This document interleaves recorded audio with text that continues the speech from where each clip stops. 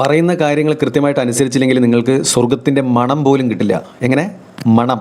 സ്ത്രീകൾ വളരെയധികം ലാഘവത്തോടു കൂടി കാണുന്ന ഒരു സംഭവമാണ് തലമുടി പുറത്ത് കാണിക്കുക എന്നുള്ളത്. അതിന് ഗൗരവം എത്രയെന്നറിയോ? മുത്തനബി സല്ലല്ലാഹു അലൈഹി വസല്ലം തങ്ങൾ പഠിപ്പിച്ചു, ഏതെങ്കിലും സ്ത്രീ അവളുടെ ഔറത്തായ മുടി കാണിച്ച് നടന്നിട്ടുണ്ടെങ്കിൽ മറ്റൊരു പുരുഷൻ അവളുടെ ഔറത്തായ മുടി കണ്ടു, എന്നാൽ അവൾ മരിച്ചു കഴിഞ്ഞാൽ സ്വർഗത്തിൻ്റെ പരിമളം പോലും ലഭിക്കുകയില്ല എന്ന് മുത്തനബി പഠിപ്പിച്ചിട്ടുണ്ട്. സ്വർഗത്തിൻ്റെ പരിമളം പോലും എന്നാണ് പറഞ്ഞത്, അല്ലാതെ സ്വർഗത്തിൽ പ്രവേശിക്കില്ല എന്നല്ല. സ്വർഗത്തിൻ്റെ ആ മണം പോലും നമുക്ക് കിട്ടുകയില്ല. അതുകൊണ്ട് എല്ലാ സ്ത്രീകളോടും പറയാനുള്ളത്, നമ്മുടെ ഔറത്തായ മുടി അന്യപുരുഷന്മാർ കാണാൻ വകയാക്കരുത്. അല്ലാഹു തആല കാക്കുമാറാവട്ടെ. ശുക്രാൻ. എനിക്ക് മനസ്സിലാവുന്നില്ല, സ്ത്രീകളുടെ മുടി എങ്ങാനും പുറത്ത് കണ്ടു കഴിഞ്ഞാൽ സ്വർഗത്തിലെ മണം പോലും കിട്ടില്ല എന്ന്.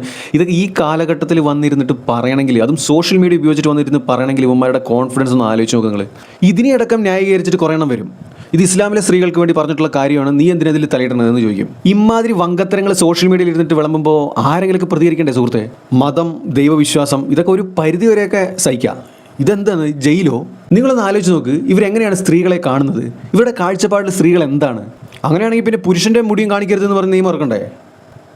പുരുഷൻ്റെ മുടി സ്ത്രീകൾ കാണാൻ പറ്റുമോ? അതും പ്രശ്നമാക്കണ്ടേ? അതെന്താ പ്രശ്നമാക്കാത്തത്?